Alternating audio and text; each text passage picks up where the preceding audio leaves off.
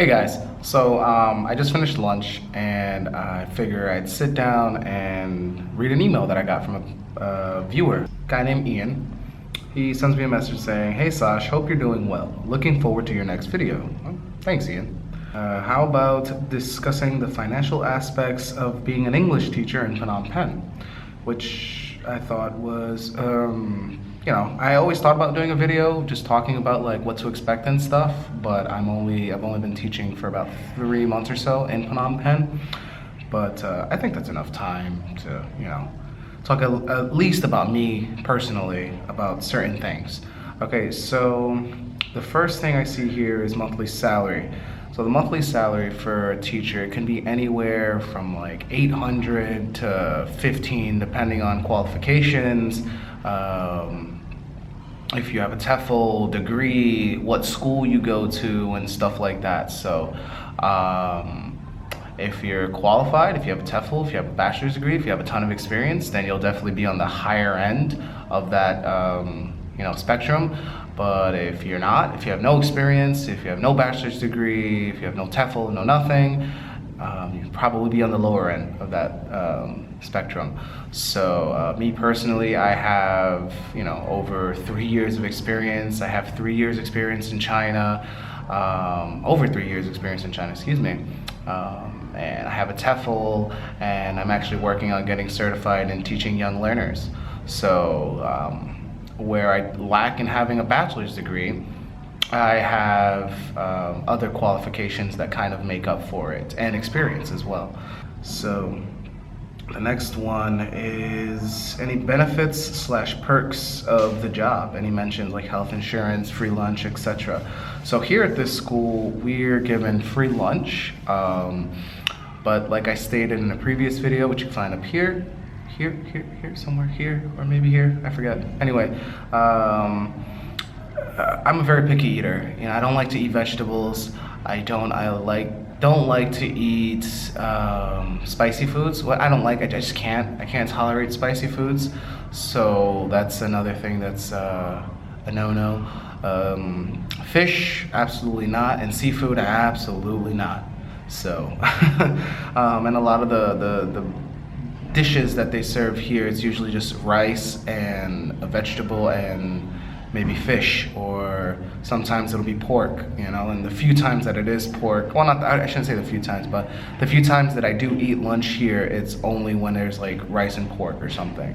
So I'm sure other schools, obviously, if you're working there full day, then you'll probably get free lunch, most likely. I mean, I wouldn't see why not.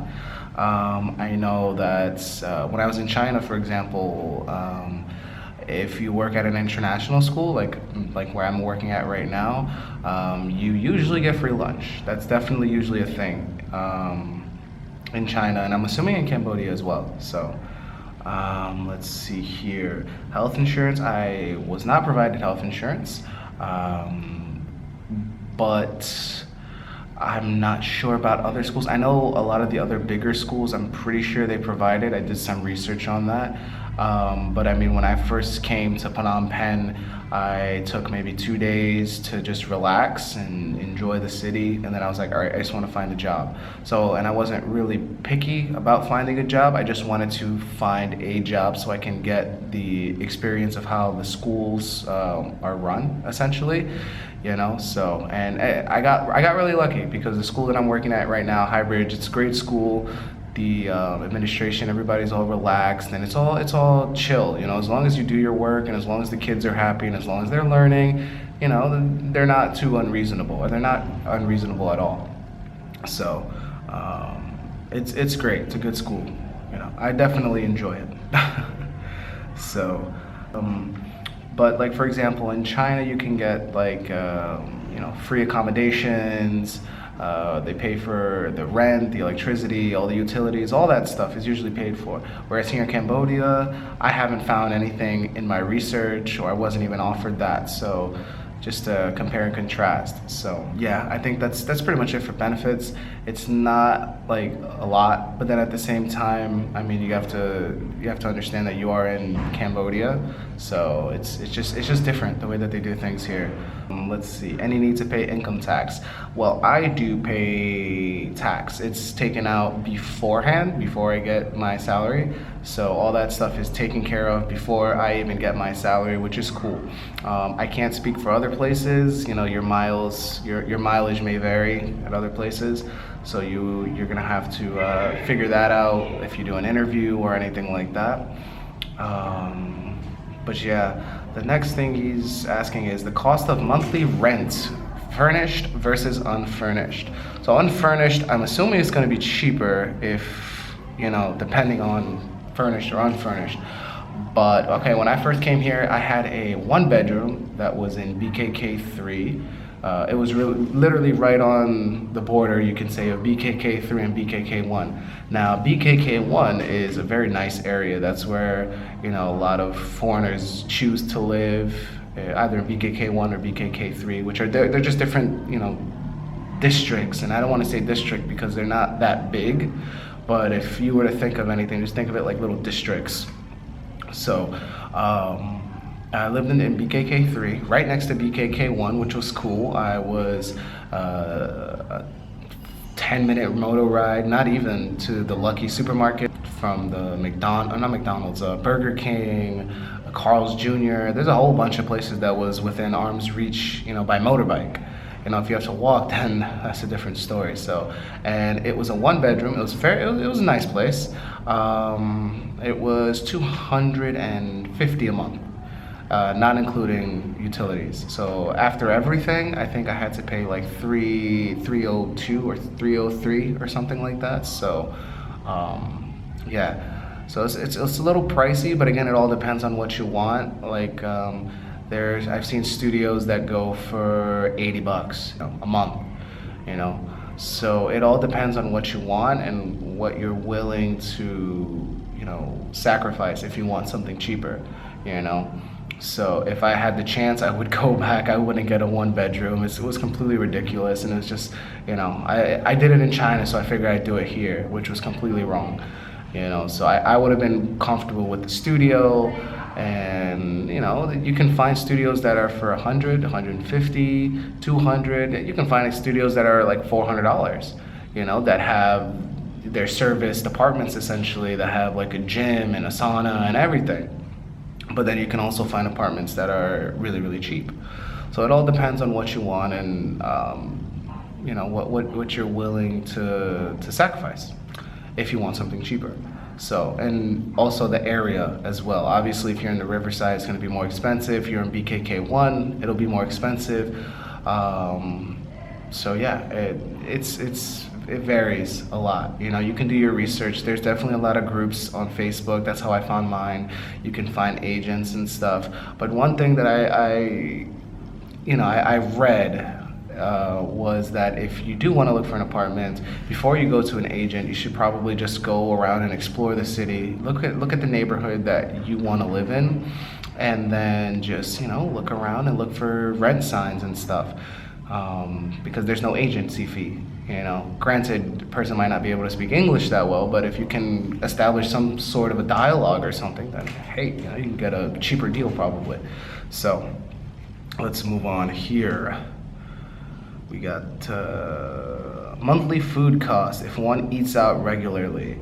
Okay, so if you're gonna be eating out regularly, now see, it's a little vague. If you're gonna be eating out on the Riverside all the time, you know, all the time, it's going to be a little expensive.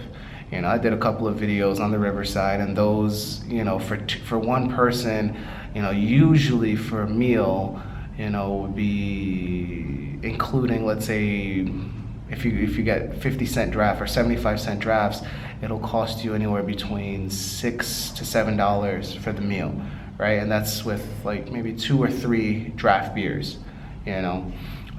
But remember, you're going to be eating at the Riverside or near the Riverside. Those are all heavily touristed areas. And the thing is, Phnom Penh is the capital of Cambodia, and it's a tourist spot. It's a tourist destination, so prices are going to be more expensive. I found out this the hard way, that prices in Cambodia are more expensive food-wise than in Thailand, which I was not expecting that at all. You know, they also use the dollar here, so that's another thing. that's good, I guess, maybe. If what I would recommend if you don't like to cook or if you can't cook, eat some of the street food. There's a bunch of street food out there that's really good. If you're not picky like me, I mean, I usually just go for ribs and stuff. But they have like street noodles. They have a whole bunch of stuff. And I mean, you can look for stuff on the menu that's cheaper. You don't have to eat steak, or you don't have to eat, plate of spaghetti or something all the time. So it all depends on what you want to eat and where you want to eat.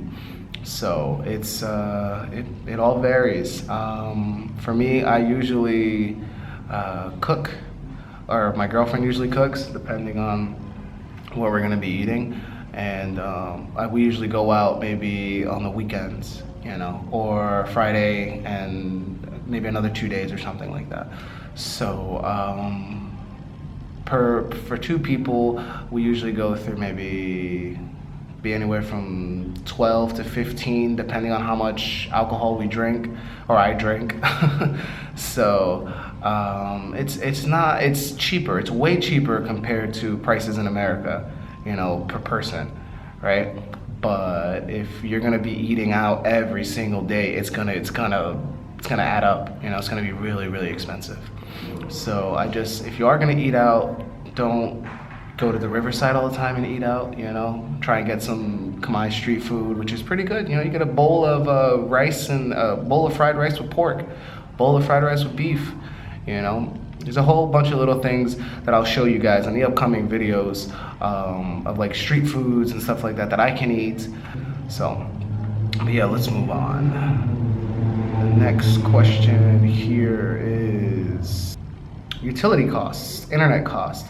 Okay, for me in my situation, the utilities, water, everything, it added an internet as well. Well, internet was free because it was Wi-Fi, so I didn't have internet in my room. There was Wi-Fi that was provided for the building, which that was, oh man, that's a story for another time, probably. It's a pretty long story. But the utility costs or everything, it raised from a rent of $250 to probably, like I said, three and some change. So if you have the AC on all the time, then your rent is your electricity bill is just gonna skyrocket, and that's a lot of problems I think a lot of foreigners have if they're not used to it. Just the sheer heat, like how hot it is. You want to abuse that AC and use it as much as you can, which I wouldn't recommend, just because it'll take you longer, I would imagine, to acclimate to the temperature.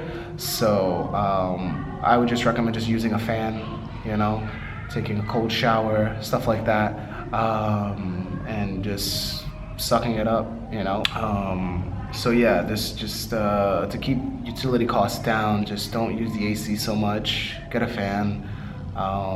If it's too hot in your house, go to a cafe or something, and it's cooler in the cafe usually. So, but yeah, that's pretty much it. The electricity is not that really expensive.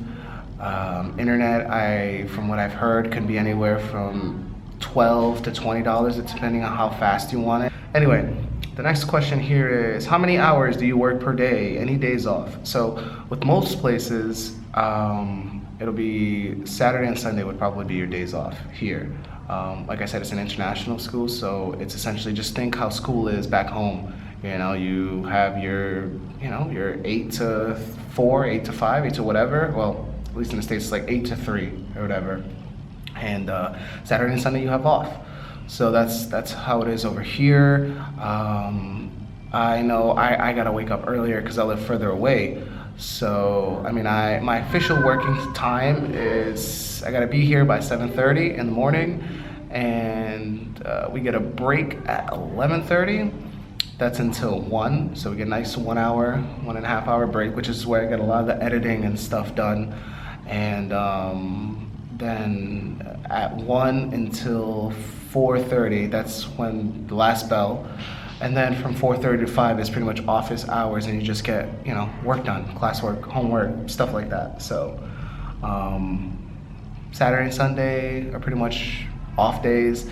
I know for my school, once a month we go in one Saturday for a monthly meeting and a workshop and stuff like that. So yeah, it sucks sometimes, but you know, it's not that big of a price to pay.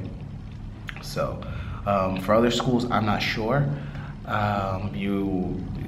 Each school is different, so I can only talk about my personal experience. Yeah, so that's pretty much it for his email. Ian, thanks for the question, man. I appreciate it. Or the questions, I appreciate it. If you guys have questions or concerns or video suggestions, you can hit me up on itsjustsash@gmail.com. So it's itsjustsash@gmail.com, just like my YouTube channel.